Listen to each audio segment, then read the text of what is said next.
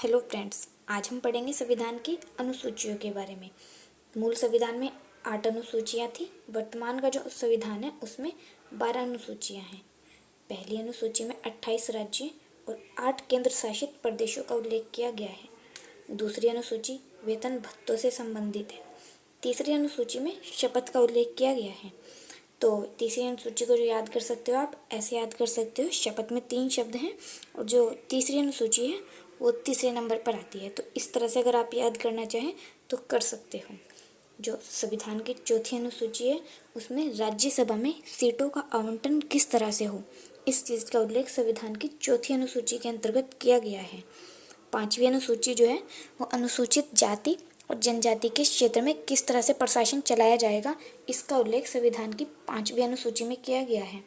अब अनुसूचित जाति और जनजाति का प्रशासन है, जैसे सभी राज्यों में प्रशासन चलता है ऐसे अनुसूचित जाति और अनुसूचित जनजाति का प्रशासन नहीं चल सकता। इन्हें ये कुछ संवेदनशील क्षेत्र होते हैं जिसके लिए अलग तरह के प्रशासन की ज़रूरत होती है। इनका प्रशासन चलाने के लिए इन्हें 5वीं अनुसूची के अंतर्गत ऐड किया गया है कि किस तरह से इनका प्रशासन जो है चलाया जाएगा। संविधान की 6ठी अनुसूची में असम, त्रिपुरा, मेघालय और मिजोरम इन 4 राज्यों का उल्लेख संविधान की 6ठी अनुसूची में किया गया है। पहले अरुणाचल प्रदेश भी 6ठी अनुसूची का हिस्सा था, लेकिन वर्तमान में वो इसके अंतर्गत नहीं है। साथ ही जो लद्दाख है वहाँ से भी 6ठी अनुसूची के अंतर्गत शामिल होने की मांग उठ रही है, लेकिन अभी तक लद्दाख को इसके अंतर्गत ऐड नहीं किया गया है। और 6ठी अनुसूची के अंतर्गत ये जो राज्य ऐड हैं इनमें एक स्वायत्त जिला परिषद ऑटोनोमस डिस्ट्रिक्ट काउंसिल, इसका गठन किया जाएगा इन 4 राज्यों में। और ये जो ऑटोनोमस डिस्ट्रिक्ट काउंसिल होगी ये वहाँ के प्रशासन के लिए एक स्वायत्त संस्था है। केंद्र इसे फंडिंग करेगा और ये वहाँ का जो जनजाति रहती है, वहाँ पर जो आदिवासी रहते हैं उनके रखरखाव, उनके उत्थान के लिए कार्य करेगी। तो इसलिए 6ठी अनुसूची में इन 4 राज्यों को ऐड किया गया है। इसे याद करने की जो ट्रिक है उसको आप ऐसे याद कर सकते हो, असम ATM और M, यानी असम, त्रिपुरा, मेघालय और मिजोरम। बाकी आप देख लेना, अगर ऐसे याद रहें तो वैसे भी सही है। ठीक है। 7वीं अनुसूची में जो है शक्तियों का बंटवारा कह सकते हैं हम किया गया है। 7वीं अनुसूची में संघ सूची, राज्य सूची और समवर्ती सूची, इनके मध्य राज्य और केंद्र के अंतर्गत शक्तियाँ बांट दी गई हैं। संघ सूची पर केंद्र के द्वारा ही कानून बनाया जा सकता है। राज्य सूची पर राज्य के द्वारा सामान्य परिस्थिति में राज्य के द्वारा, और जो असामान्य परिस्थितियों में केंद्र के द्वारा भी राज्य सूची के विषयों पर कानून बनाया जा सकता है। ठीक है। अब असामान्य परिस्थिति जैसे 2 या 2 से अधिक राज्य मिलकर केंद्र को कहें कि किसी एक पर्टिकुलर विषय पर कानून बनाए तो केंद्र के द्वारा कानून बनाया जा सकता है।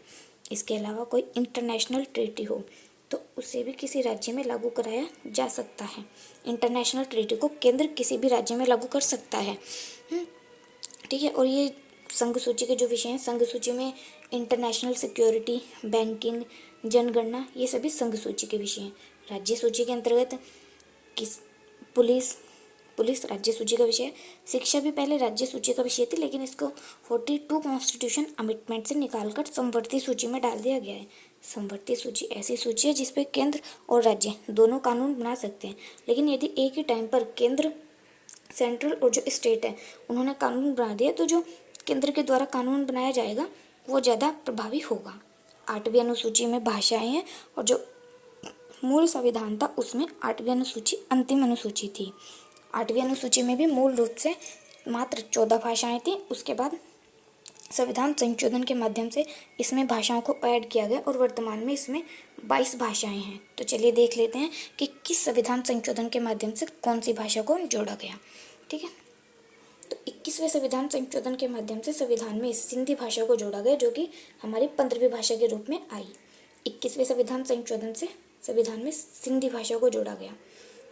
71वें संविधान संशोधन के माध्यम से नेपाली, मणिपुरी और कोंकणी, इन 3 भाषाओं को संविधान में ऐड किया गया। आप इसको नमक से भी याद रख सकते हैं, नेपाली, मणिपुरी और कोंकणी। ठीक है। 71वें संविधान संशोधन के माध्यम से नेपाली, मणिपुरी और कोंकणी को ऐड किया गया। इसके बाद 92वें संविधान संशोधन के माध्यम से संविधान में संथाली, मैथिली, बोडो और डोंगरी इन 4 भाषाओं को जोड़ा गया। आप ऐसे याद रख सकते हैं, 21वें संविधान संशोधन से सिंधी को जोड़ा गया, प्लस 71वें संविधान संशोधन से नेपाली और मणिपुरी को जोड़ा गया, और इनको अगर आप जोड़ दोगे तो ये 92 हो जाएगा।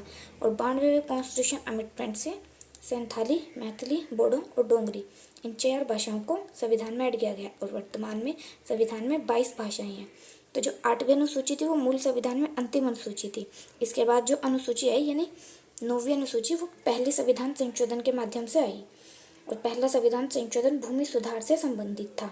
देखिए फ्रेंड्स, यहाँ पे एक बात ध्यान रखना, अगर संविधान में कुछ ऐड करना है तो उसके लिए संशोधन करना पड़ेगा। तो भूमि सुधार से संबंधित थी 9वीं अनुसूची और पहले संविधान संशोधन के माध्यम से जोड़ी गई। इसके बाद 10वीं अनुसूची 52वें संविधान संशोधन के माध्यम से जोड़ी गई, जो कि दल बदल से संबंधित थी, एंटी डिफेक्शन लॉ। 10वीं अनुसूची 52वें संविधान संशोधन 1985 में एंटी डिफेक्शन लॉ से संबंधित थी, यानी दल बदल संबंधित इसमें जो है कानून लाए गए 10वीं अनुसूची के माध्यम से। 11वीं अनुसूची 73वां संविधान संशोधन, जो कि पंचायतों को संवैधानिक दर्जा दिया गया। किसकी समिति की सिफारिश पर? बलवंत मेहता समिति की सिफारिश पर। तो 11वीं अनुसूची 73वां संविधान संशोधन पंचायती राज से संबंधित है, और बलवंत मेहता समिति की सिफारिश पर पंचायतों को संवैधानिकता का दर्जा दे दिया गया।